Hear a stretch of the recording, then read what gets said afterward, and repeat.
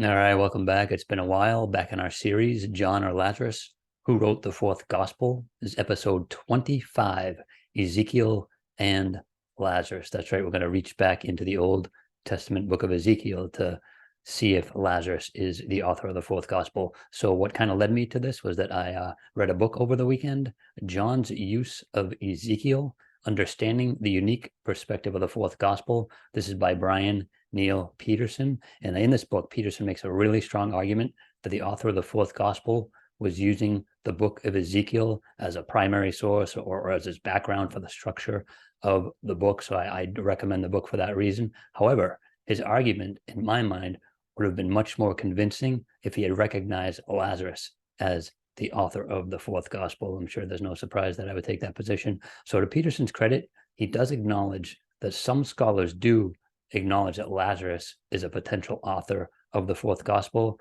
However, like most of the commentaries I read, they'll just ultimately falls back on the popular theory that it was the apostle John who wrote the gospel. But consider this: if the author of the fourth gospel is indeed using Ezekiel as a source, there are at least two strong reasons why Lazarus is a better candidate for authorship than the apostle John. First of all, pretty simply, Ezekiel was a priest. We have that in one of the first few verses. It says, "The word of the Lord that came to Ezekiel the priest, the son of Buzi."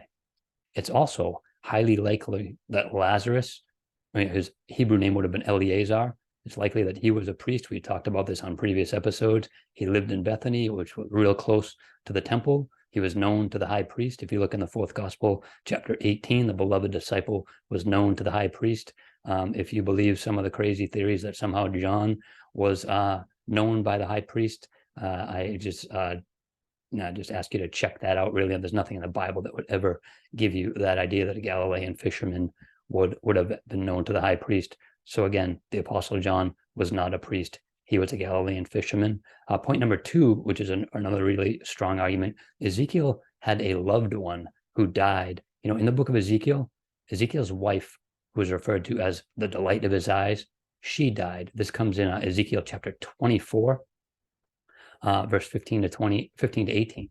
The word of the Lord came to me, "Son of man, behold, I am about to take the delight of your eyes away from you at a stroke. Yet you shall not mourn nor weep, nor shall tears run down. Sigh, but not aloud. Make no mourning for the dead. Bind on your turban, and put your shoes on your feet. Do not cover your lips, nor eat the bread of men."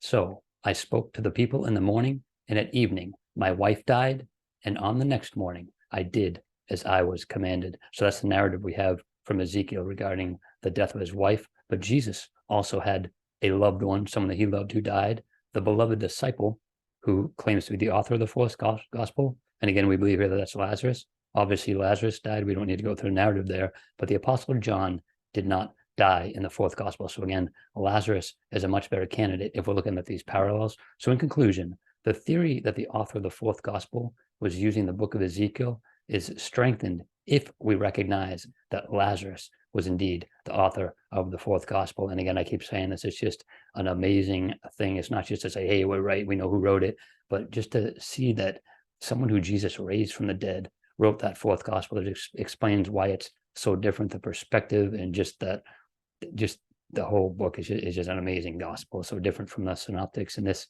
explains it. Again, Lazarus, I think, is the answer there. So as always, let me know if any questions or comments, and contend earnestly for the faith, which is once for all delivered to the saints, and God bless.